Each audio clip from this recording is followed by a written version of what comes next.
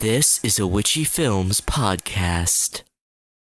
Hey, Porky Pig, I hope you get molested! Welcome to Haven't Seen It, the show where we show each other films that some of us haven't seen before.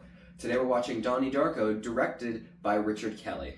And I have not seen today's film. I'm Matthew Harsquitch, and I haven't seen today's film. I'm Jacob French, and I have seen today's film. What is this about, Jacob French? What is this? Genuinely don't remember. But I remember I kind of liked it, and it was really confusing, and I don't remember what it was about.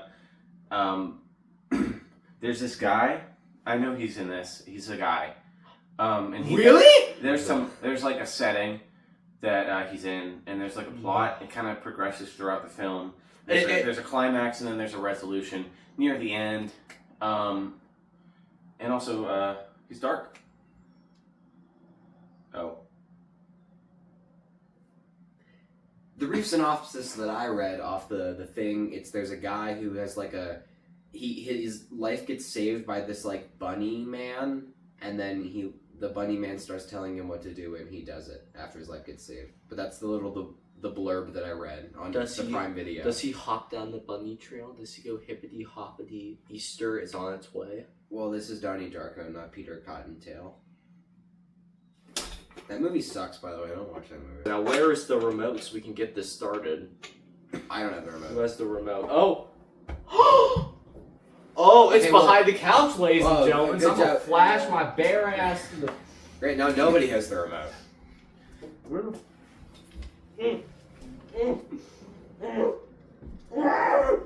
Got it. Good job.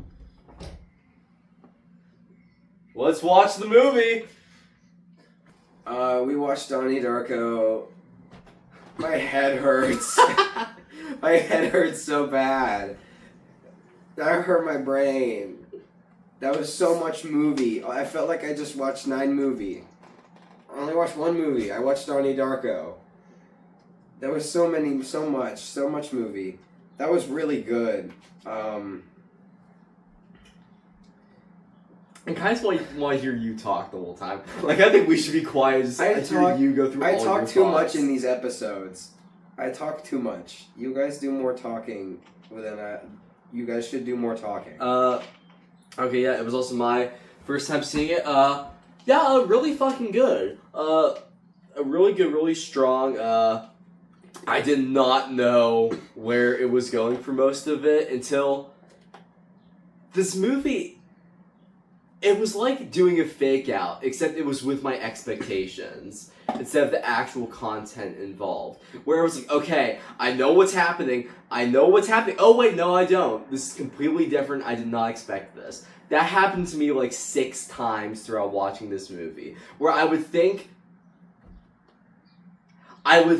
like I knew what was going to happen, where this was all heading. And then, like, it would kind of do that, but then also change so much of it within, like, 5 minutes.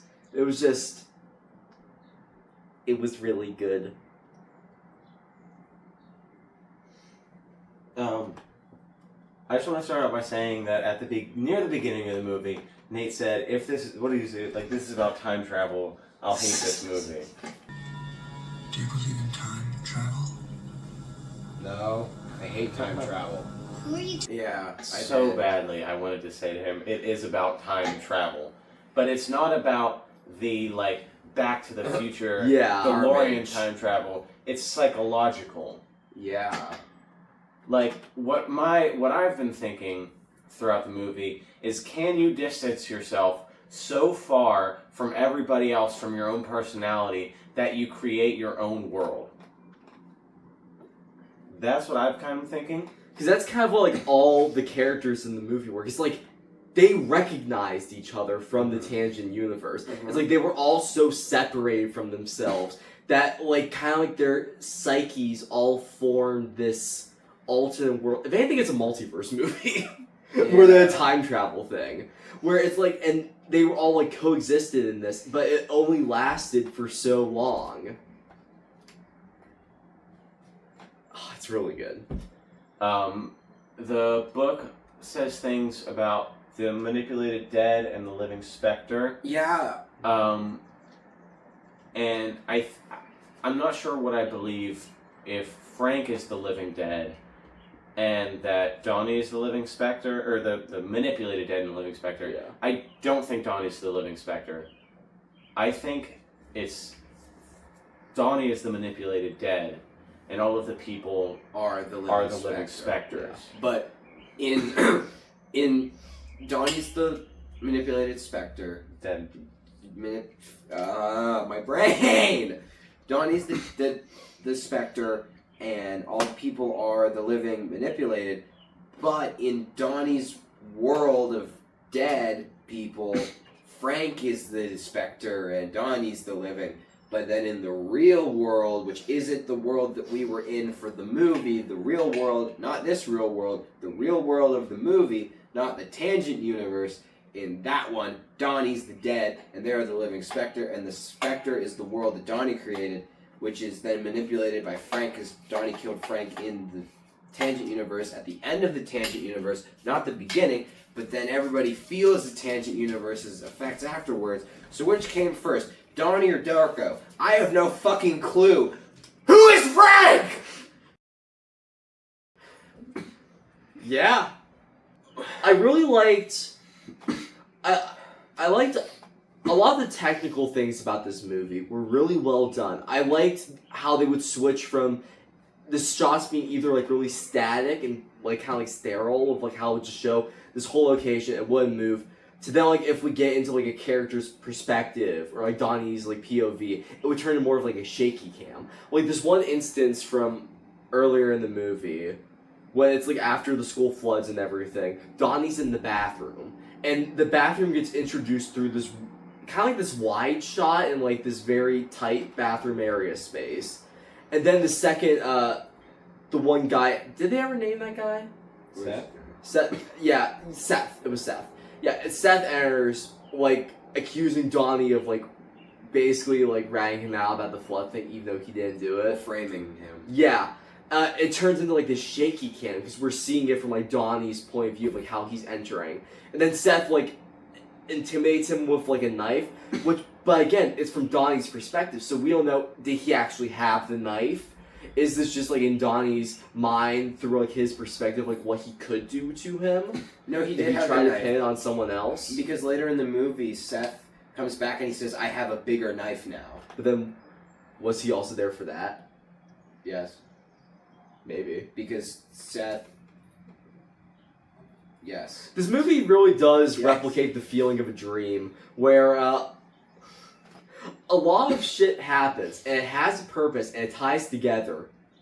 You just gotta now, like, analyze it a lot to figure out how. I didn't read the bunny book. I didn't understand the bunny book. Watership Down. I never Yeah, read I it. found it really interesting how, like, this film had a relationship with things being televised. Or, like, 'cause so all the characters gain their information through screens. Like, even the pedophile self-help guy who, like, wrote books about this stuff, advertised them through, like, these tapes and these screens.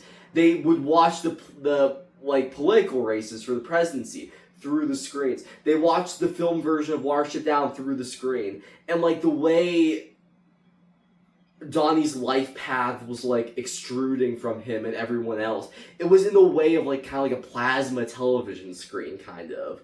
Like, this very thick liquid, like, guiding them towards it. And then, like, when he's in the bathroom and he sees Frank through this screen, he starts, like, pounding at it with the knife. Which the knife is very similar to the one that Seth has Yes. when they were there. I like how everything is predetermined in the universe, because technically it's already happened. Yeah. With a tangent universe, everybody has a set path by God.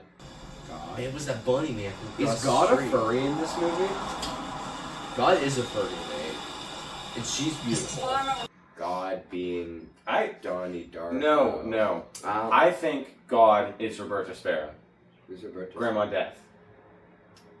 Really? Maybe. Yeah. Why? Why is she God? I mean, she's the one who knew of all this time travel. She She's the wrote one. the book. she wrote the book which led Donnie to do what he does.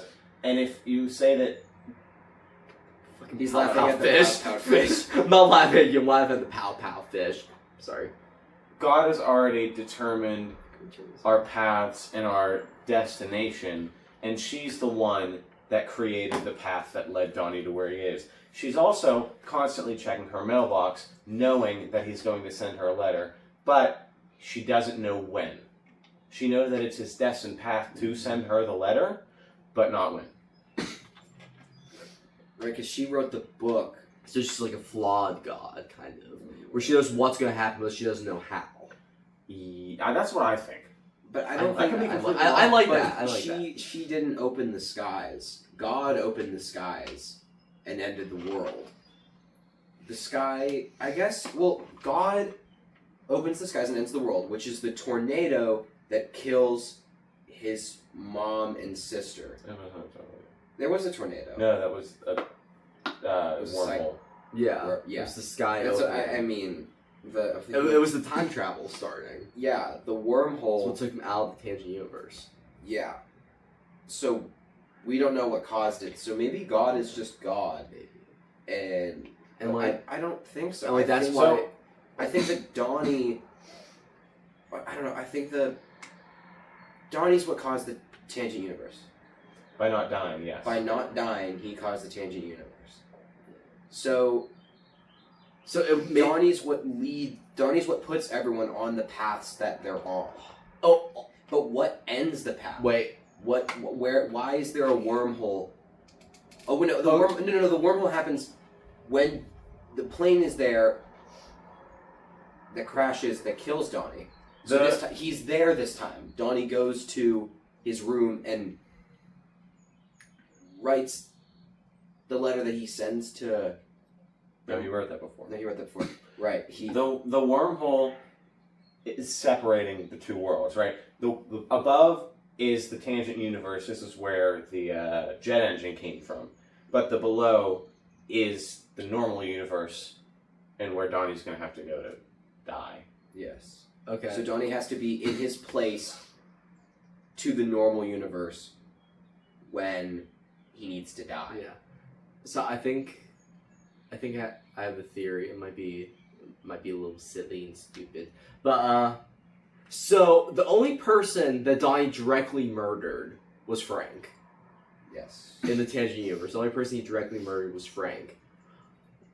So I think what happened was something happened in the universe where Donnie wasn't going to die from the jet engine collapsing, and so God was kind of communicating with him through Frank, who was the only person that he murdered in the tangent universe. Because remember, Frank's the one that dragged him out of the house before the jet engine collapsed in the tangent universe. So I think in this separate universe, God knew that the only person that Donnie was going to directly murder was Frank. So he was using Frank's body to go back in time to communicate with Donnie and kind of tell him the world's going to end. But it's not the world, it's the tangent universe that's going to end in the 28 days. That's created by Donnie not dying in the jet engine. Exactly. But why did God spare Donnie's life to create the tangent universe? Because the only direct result of God's little save Donnie to create the tangent universe is all of these people then get memories or just, like a gut feeling of deja vu, or, you know what I mean, of the tangent universe's effects. So, above all else, why did God save Donnie if God's also the same guy who then ends the tangent universe by creating the wormhole that lets Donnie go back to the start of whenever God created the tangent universe and die when he should to close it? I do something I think I can say. I think the movie is about accepting death. That it's inevitable, that it's coming. So with the creation of that tangent universe, Donnie kind of goes down this path that, especially when we're in the therapist's office and he's talking to the therapist, and he's talking about how he's afraid of dying alone and death, but then he accepts it because it is what is destined to happen, and he is he tries to stop his own death in the normal In the universe. tangent universe. But in the yes, and because of that, the tangent universe is then created. And then, like, when By the end of the tangent universe, he realizes that his death is inevitable, that he needs to accept it, and so he allows it to happen, which ends the tangent universe and brings us back to the normal universe. Yeah, him being like, I'm going home. Yeah, like, just talking about it. So is he Frank? No. No. Frank is the one that puts him on the path that saves him from dying. So Frank is a manifestation of him and his desires in that moment. He doesn't want to die, so Frank guides him away from dying. And Frank guides him to doing all these things that he wants to do. He hates the motivational speaker, so Frank guides him to burn down his house. He doesn't like school, so Frank guides him to flood the school. He does all these things, which inevitably ends with him killing Frank. He kills Frank because of what Frank, the real Frank, not the version in his head, the real Frank does to someone that he loves, which then leads him to realize that all living creatures on Earth die alone, and accepting his death, which is why after he kills Frank, there's no more Frank manifestations. After he kills the literal Frank, not the Frank in his brain, that's why there's no more Frank, and that's whenever he's able to accept death, because Frank is his inner desires, the most prominent of which being his desire to avoid his own death. Also, him killing the guy with the bunny suit after saying in the class that, like, bunnies are an inferior species. The death to die of a bunny opposed to isn't humans. as important as the death of a human. Yeah. That's very fitting irony. I think that Well, so the reason that Frank was the one that led him along was because it showed Donnie that if he did not die, this is what would happen. You know, you would kill a man. Somebody you love would die. He had to, love this girl to accept his death. Yeah. Mm-hmm. You know, if he doesn't die, then his mother and his sister die. You know what I mean? And he becomes a murderer. And all these things happen. He burns down a house. He does all this bad stuff that if he doesn't die, he needs to learn to accept his death so that this bad stuff doesn't happen. That's why. It's a tangent universe where technically none of this happened. He didn't burn down a house, he didn't kill Or him. maybe... But also, But I think that it did happen. That's the thing. I don't think it was a dream or a figment of his imagination. I think it literally all did happen. Which is why everyone has the memory of it at the end. Also, so is everything set up in the tangent universe the same as reality? Is, what's her name? I can't find her. I don't remember. No. Farmer. Is Mrs. Farmer still a bitch in the real world, or is she just like that? Or will the events of the tangent universe guide her away from being such a bitch so as that the events of this movie don't happen? Also, the pedophile guy. Sometime after 8 o'clock last night, now firefighters discovered what has been referred to as a kiddie porn dungeon. What the fuck? Is he still a pedophile? That's- Because we see him crying. So does he feel the remorse for being a pedophile, and so is he going to stop the child porn distribution ring that he was running, Or and leading to so that the events of this movie could never happen? He could never be arrested, and you know what I mean? Or does he feel remorseful for something that his alternate self did? Yeah, that's what I mean. Yeah. Or alternatively, is it he sees another version of himself and he's like, oh my god, there's another version of me that's a pedophile? That's so weird, because I'm not a pedophile. Yeah, what I think is So- interesting is that we don't see Mrs. Farmer or Jim before the splitting of the two universes. Mhm. So we have no way of knowing if they're actually like... If they're actually like this, or it's just in the tangent universe that they're like that. But I'm led to believe, because everyone before the universe splits is the same. So I'm led to believe that they're also the same, which is very interesting. That there's, because of the tangent universe, these bad things that these bad people did, they feel the remorse for their actions and remorse for the bad things that they've done. So it leads to a more positive world in the present real universe, the one where Donnie died. which is still a direct result of Donnie's actions in The Tangent. But also, he didn't really mean to. He didn't mean to bust Jim's child porn distribution ring. He didn't mean to get Grace to stop being such an asshole. Is her name Grace? I don't know. Mrs. Farmer. Kitty. Kitty. Her name's Kitty, not Grace. It's Mrs. Farmer. Mrs. Farmer, get her to stop being such an asshole. He indirectly did all of those things because he followed his innate desires. Burn down the house. Flood the school. Everything. Which just indirectly led to them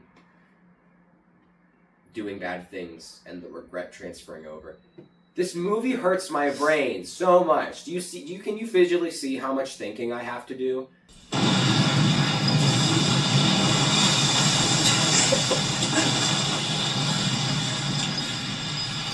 George Bush bombed the house.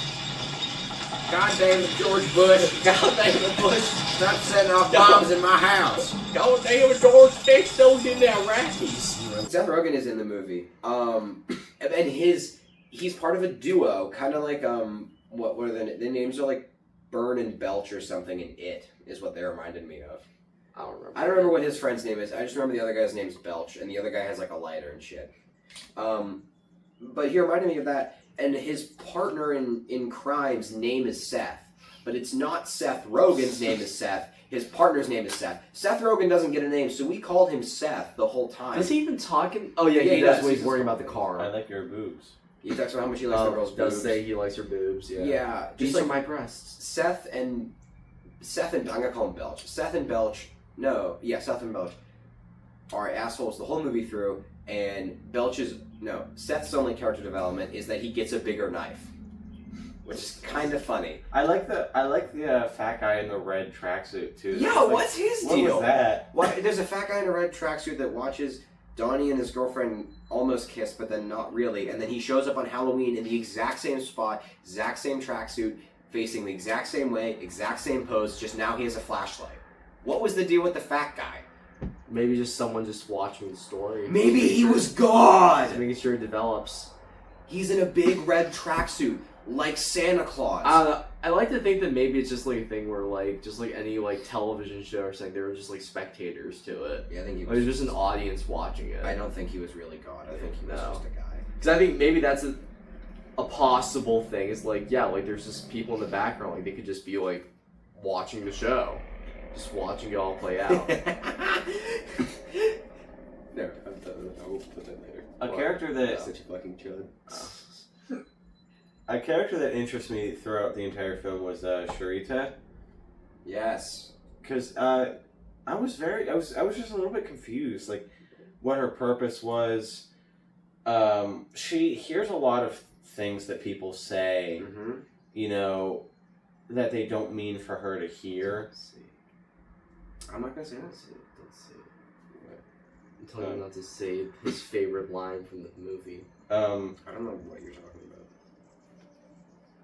She has to represent something. I don't even know I think- what she represents though, because The there's last- that whole scene with her dancing. There's no point to that if she doesn't represent She's an anything. angel. Well, I think she's a point of like calmness and purity in this entire Tangent universe sea of like mayhem. Because it's like, yeah, she has this very calm, like serene dance that's followed by like this pop girl dance thing. I Of guess. course, they're the ones that like succeed and like go like all these championships and stuff, which leads to them on the plane, which is called the Red Eye, and then Yeah, taking the red eye flight with Frank having a literal red eye. But Would- I honestly, I which am still confused what her purpose is. Because the last time we see her, Donnie tells her there's going to be a day where people treat you nicer or something, or like better things happen to Yeah. you. And then she drops a book that has her that has his name on it with like hearts and stuff. So she had a crush on Donnie. Yeah. But I don't understand what that's supposed to mean. Which, sorry, can I just talk about the plane for a second? Just because I brought it up. Mhm. So, I think that was the universe, like, giving Donnie closure as to what's going to kill him. is showing him like the plane and then the plane going down. So I think like he knows at this point, okay, I'm gonna get crushed by a jet engine. I'm not ready to accept that. But then it's showing him like how it happened, or a version of how it could happen. Kind of like just showing him, because he's saying like, I'm going home as that's happening, like as he's watching it happen. So I think that's giving him like the last piece of closure before it snaps back to reality and gets killed. Neat. Sorry, Until said that it cuts to him having traversed really far, by the way. He's on like the mountain range and shit. Yeah. Where he was at the beginning of the movie. And then he goes to his house and gets crushed. I felt very sympathetic for Charita. Because and like most of the people in this movie just get treated like shit. There's a lot of people are very mean to the people in, like, especially the girls in this movie. Like I think one of my first notes is everybody sucks, or everyone is an ass. Why is everyone in this movie an asshole? Donnie Darko. Because a lot of these people in the movie are just like so mean to everybody for no discernible reason. Go home. Yeah. Yeah, if you're still here and the bus comes, we're all gonna get in trouble. Shut up. Yeah, Dad. Hey, Porky Pig. God damn. I hope you get molested. What the fuck? Okay. What was the deal with Ling Ling? Because, well, Ling Ling is a parallel to where, not a parallel. He finds the wallet. Yeah, it's what literally happens to Donnie. He's in the same situation as Ling Ling. Oh. But what was the other one? Her name was like Rosita. It was another name that was like a stereotype for incredibly like, Juanita. Juanita was the name. What was Juanita's story? I forget, but I think the whole purpose of that. She wanted to like cheat on a math exam. Yeah, but that doesn't come back. Ling Ling does. No. Juanita doesn't. because that Ling Ling was Donnie's card. Donnie Red. Yeah, Ling Ling's a Donnie Red, which is parallel to Donnie, but Well, I think one of the Juanita doesn't parallel to. I don't think one of the reasons for those cards, and also like the reason why like, there's so much emphasis on like the presidential race and everything, is because that's part of like Donnie's like experience, like something he's angry at is like society and like the stereotypes and like the conflicts that are being pushed throughout. So like those cards and like how like they're really racist stereotypes. How the girl named Ling Ling, she has like these very comically huge buck teeth, and again her whole thing is like stealing. It's his like interpretation of like the stereotypes that are like being pushed as like they sing through these cards. So yeah, that's what I think the purpose of like the Ling Ling and Juanita cards are. Why did he jerk off? Well, so I think that ties back to the bunny thing. Yeah, what you were Because saying. again, I think Yeah. I think when he was in that hypnosis state, I don't think Frank was controlling him, but I think he was being kind of like lulled by Frank, or like getting more into the mindset. And what do bunnies do? They multiply, they reproduce, they have sex, as the kids are calling it. He says that he thinks about fucking a lot during school, which is where they're also learning about bunnies and in the bunny book. But also, I don't think Frank has anything to do with him in the lulled state. I don't know what the lulled state is, but I would say I don't think Frank is controlling him or influencing him because he sees Frank as a separate being in his lulled state. Frank isn't some like. But he saw Frank after he stood up. Frank is a creation of Donnie's imagination. So Frank is a completely separate thing. No, I think you guys were seeing throughout the movie Frank as this like godlike creature. As another force. As Frank another is part of thing. Donnie. At least Nate was. Yeah. Yeah, during the movie, He even referred to Frank as an imaginary friend at the start. Yeah. I just assumed that Frank's influence would have been in contradiction to what Donnie wanted until he burns down the guy's house, and then I was like, oh, so Frank is just what Donnie wants, you know, like that's his desires and stuff. But again, you don't what? So why did he? Because Frank's a part of him, but Frank's just a guy in a rabbit costume. He has ostensibly nothing to do with the behavior of rabbits. It's just a guy in the costume. Well, because so my whole thing with the hypnosis thing is the first hypnosis scene when he talks about having sex a lot. He's laying down the entire time throughout the hypnosis, and he doesn't break out of it until she claps. In the second hypnosis scene, he lays down for a lot of it, but then he slowly gets up and starts stumbling around when he talks more directly about what Frank wants him to do. And then he looks and he sees Frank until she claps and knocks him out while he's like standing. Right, crouch, and he's not laying down, he's not like in this sleep. Like the intention behind like his movement throughout his hypnosis. Well, you're confused why he's a rabbit? No, I can't put my words into words. I don't understand why the movie needed him to jerk off. That's why we're here. We just would like him to experience him. Really. He did try relieving himself in her office whenever last time they tried hypnotizing. Or attempt to jerk off and talk about sex a lot. You talked about it yourself. Frank is his desires. It's his most innate desire. And his innate desire is to have sex, I guess. That's one, yeah. But the sleeping has nothing to do with Frank, and Frank is his desires. Shut up! Shut up! Go back to China, bitch. What the fuck? Racist. They're also like bringing like Watership down. A lot of just like the implication, like how like they were saved by Deus Ex Machina, kind of, which they are. They're saved at the end from Seth and the other Seth. They're saved from like the car pulling in, but at the expense of losing Gretchen. What the fuck? Grandma!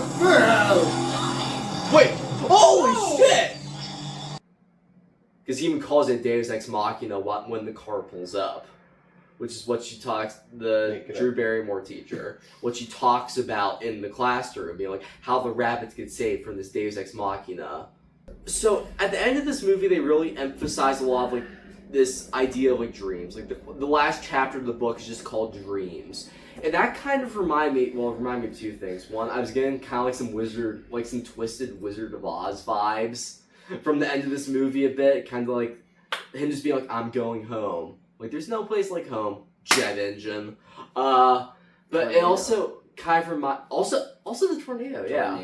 The tornado. No! Yes. But yeah, also the dream thing, it kind of reminded me of a scene from, this rom-com, If I Wasn't Pregnant, I'd Kiss You, where it's Rob Schneider's character, I think his name's Jared in the movie, or it's something like that. I don't remember. And it's this dream sequence, it's really cliche and cheesy, where like he's going out on a date with his girlfriend, and the date's going poorly, like everything's on fire, they're running around, there's like a Mexican like short guy in the corner doing like a little dance, Yeah, and then it snaps back to normal, and he's like, whoa, what was that?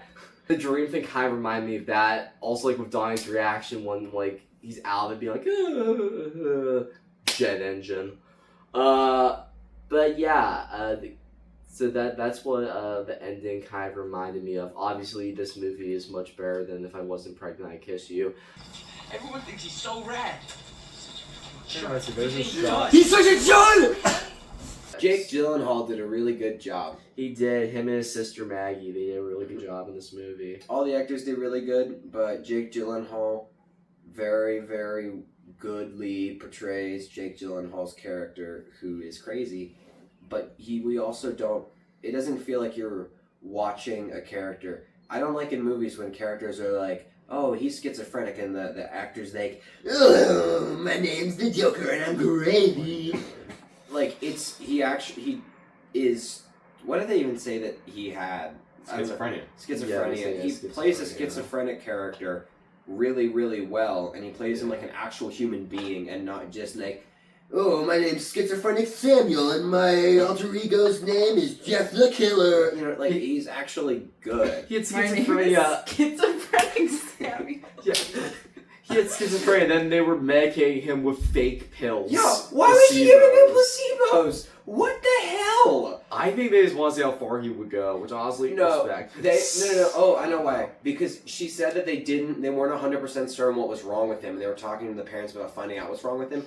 So I think they just gave him placebos in the meantime. Yeah. Until they found out what was wrong with him to get him properly medicated. Also, but instead of giving him proper medication... hold on. Placebo, you're tricking your brain into thinking it's something that it's not. Yeah. Mm-hmm. So by doing that, they're trying to see if this is an actual disorder that he has, or if he's, forcing himself to be this. You know what I mean? Also, he doesn't take the placebos. He stops taking his meds. Yeah, the first conversation they have in the movie at the dinner table, his sister's like, "Why don't you tell mom and dad why you stopped taking your medication?"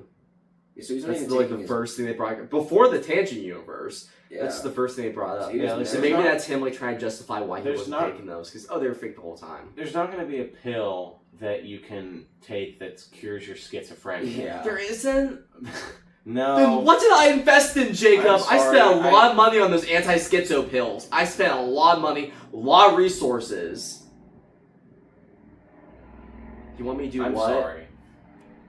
Whoa, wait. I can't do that. What are you talking about? No, I can't. Dude, okay, just stop, okay? I can't do that right now. I can't.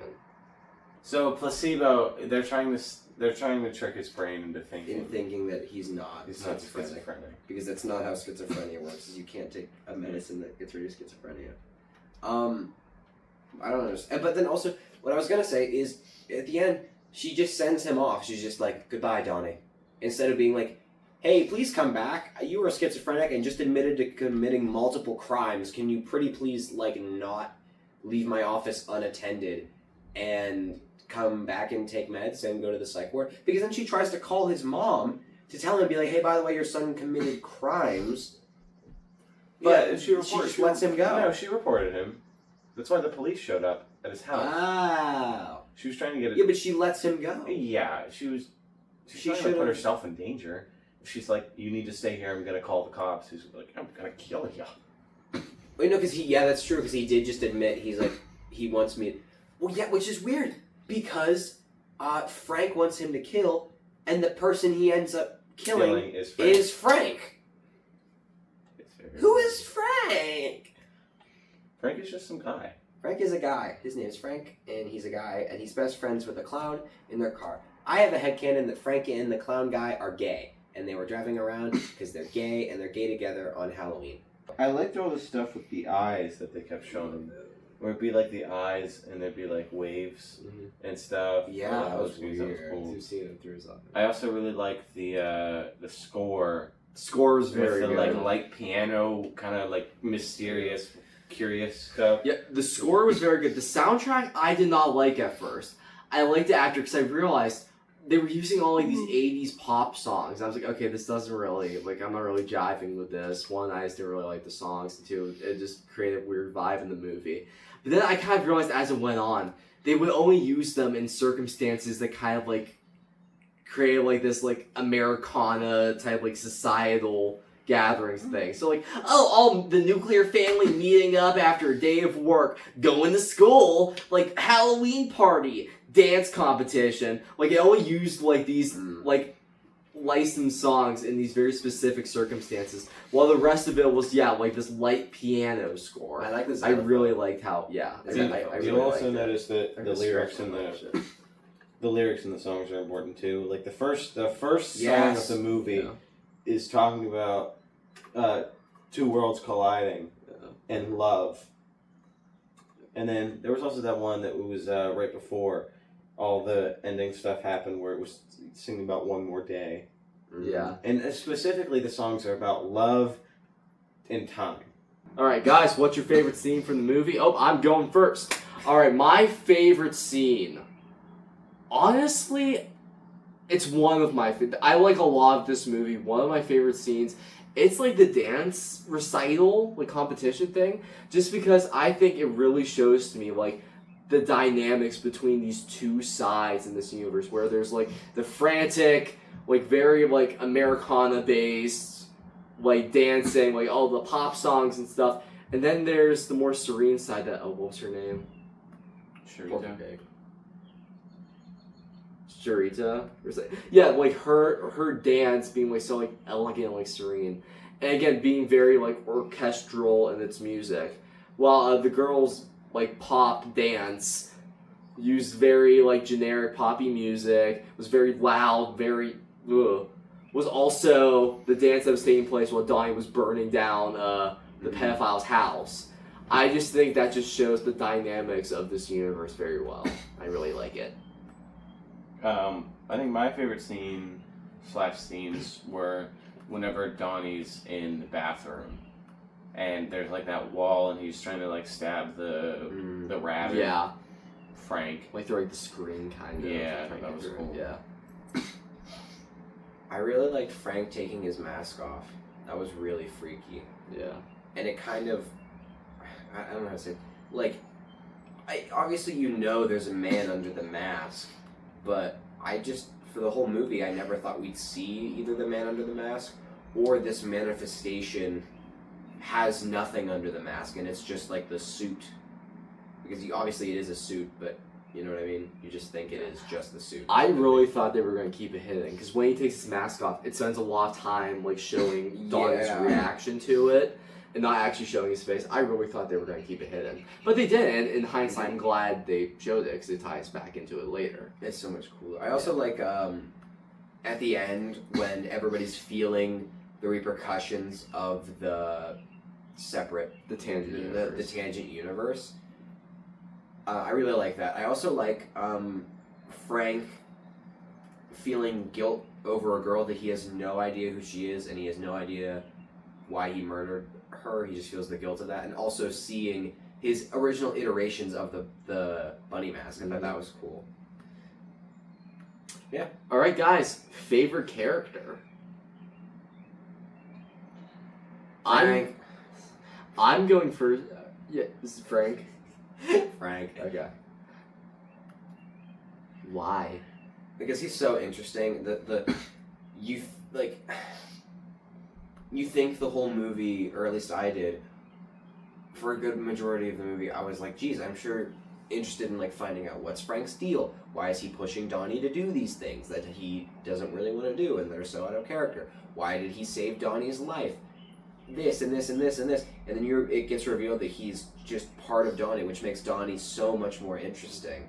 Seeing that, like, analyzing what Frank does and how that relates to Donnie, and that he's just a manifestation of Donnie's deepest desires. But Donnie's kind of a jerk, in the movie, so I don't think I can say he's my favorite character.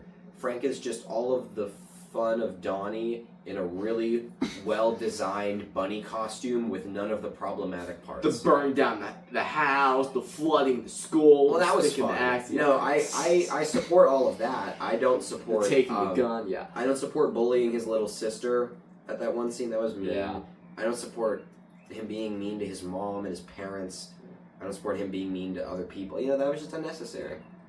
I will say my favorite character was Donnie's dad. I just thought he was a really chill guy. He was one of the few men in this movie who wasn't a complete monster, so that was nice. He is shown to be like a constant like source of support for Donnie through like all his like angst and like troubles. And I just liked him as a character. I thought it was fun. Got a few laughs out of me, like his reactions to things. Like when they say like, "He told me to shove a book up my anus!" And then he's like, chuckling about it. I just thought it was good. I'm sad we didn't get more of him. Yeah. After his big scene with Donnie, they kind of just write him out of the movie by saying, "Oh, he's on a trip to New York." Yeah. I wish we got more done. So I think that kind of like was meant to show like how like all his support's gone. All living creatures on this earth die alone. Exactly. I think my favorite character was probably Grandma Death or Roberta Sparrow, because I thought her design was really cool. It was really good. The idea that she is maybe God that I presented earlier, I think is really cool. And the fact that she basically led Donnie through this entire thing. And she's like this all-knowing type thing, but it presented in the form of this crazy old woman who is just kind of like, I want to say brain dead, you know? Yeah. Just doing and not thinking. Frank. That's Frank! In the bunny suit! Frank wears Adidas? It's gonna pan up and he's gonna be in the bunny suit because it's Halloween. He's gonna kill the guy who's Frank. They're gonna do the time thing. The plane's gonna get fucked up. The jet's just gonna fall through. So guys, ratings for this film. What would you rate As we all know, I give nothing but high ratings, and I give higher ratings than everybody else here. And I say that every episode, and every episode I'm wrong. So I give this like a 9.5 out of 10. That was really good. It was really, really good. It was funny. It was weird. It was the most thinking I've had to do about a movie in a while. It was just really good. I really liked it. Solid characters, solid plot, incredibly intriguing hook. Frank was in this movie, and I love Frank, so he automatically gives it an extra point. I only knock it down half a point because there are just some lines in this movie that are, huh? And I understand they have their place in the movie to show and why they're there. It's just kind of like, you could have not included that. Like him talking about the scene of therapy where he's like, he tries cranking hog. I understand what it represents in the movie, and I understand why it's in the movie. It was just the guy who wrote this movie could have picked anything else to write about, and he chose that to write about. And also, there's a line in this movie that one character says to another in a very insensitive manner that, for as hard as it made me laugh, wow, I understand why it's in the movie, but it's just kind of like, you could have not said that, man. You could have just not put that in your movie. Jake, you just play a montage of every time Nate has said that line during us watching it. Hey, Porky Pig, I hope you get molested. Hey, Porky Pig, I hope you get molested. Hey, Porky Pig, I hope you get molested. I so bad. Hey, Porky Pig, I hope you get molested. Hey, Porky Pig, I hope you get molested. Hey, Porky Pig, I hope you get molested. You keep saying I hope you get molested. Hey, Porky Pig, hope you get molested. Yeah, I'm in between giving it a 9 and a 10. A personal thing when I'm kind of rating things is I'm very hesitant to give something a perfect score the first time I see it. Very few films, what was the last? I think the last film I gave a perfect 10 first time was The Substance. I think that was the last time. But yeah, this movie, for me, it's a 9 right now. But I feel the more I think about it, it's going to end up a 10. In about an hour. But so 9/10. That's my rating. 9/10 out of 10. That's my rating. I'm gonna give it an 8.5, I think. Very similar to the reason that Nate said with certain lines near the beginning of the movie that why are you doing this? Why are you saying this? Kind of how everybody's really just kind of a jerk to each other for no apparent reason. I think it works, but in some situations it doesn't.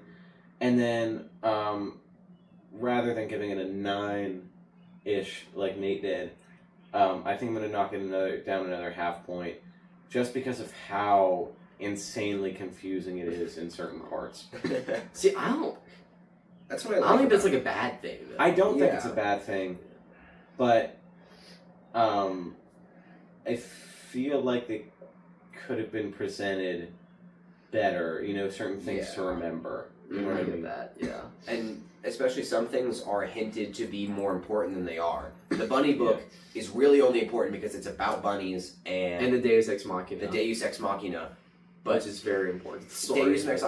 Deus Ex Machina pays off later in the book, but in the movie, but you don't need to know that for it to make sense. But it's presented as this is important because of how much time they spend on it. Sorry, I kind of hijacked your rating. That's my bad. Okay. So I was right. I gave the highest ratings. No, you didn't. I pretty much said I would give it a 10 in an hour, you'll give it a 10. Yeah, okay. So for the next hour, I have the highest rating. Alright, guys, what are we going to watch next week on this little show of ours? I don't... Whose turn is it? Not mine. Well, you two haven't seen Zoolander, right? Yeah. So it's one of your guys's. I mean, we don't have to make every movie a turn. Next episode is our first ever guest episode, and we're gonna watch Zoolander. We think. We think. We're never right about this. We never get the times right. Or Right, we never watch the movie. like sometimes. 2 out of 10 were right, yeah. Yeah, 2 out of 10 times we are correct. Next time we will hopefully be watching Zoolander with Achilles Stoner as our special guest. So make sure to tune into that because apparently it's a very weird and funny movie about a guy named Zoolander. I've seen it. They haven't seen it. Haven't seen it! Sorry. And for haven't seen it, I'm Matthew Harskowich. I'm Donnie Darko. I'm Jacob French. And we'll see you next time. Bye. Well, I gotta go take a shit. Very frank of you. You get it? Because, like, frank and, like, being frank, you're like, you get it. I'm leaving. Bye. You get it.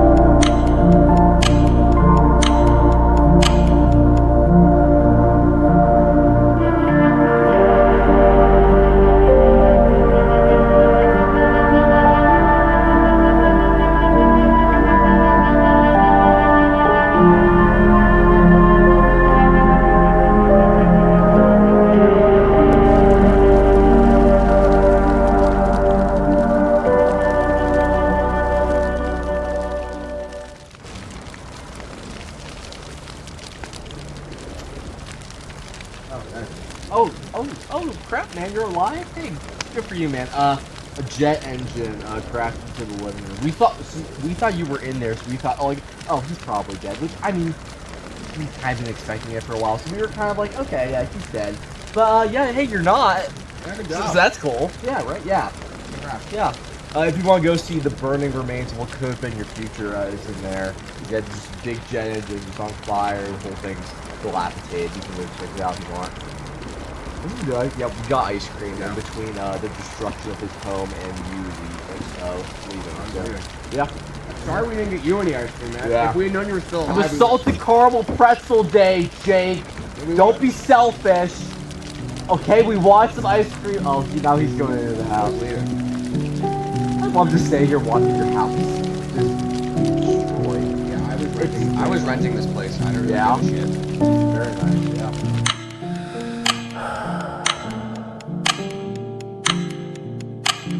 It's alright, but like, I don't know, just like some quality. I couldn't wrap my mind around all of like the universe. Yeah, I don't know if I can get that, but I think we're gonna finish that. Alright, Jake, you ready? Yeah, I think I'm ready. Alright. Welcome to Haven't Seen It, the show where we show each other films that some of us haven't seen.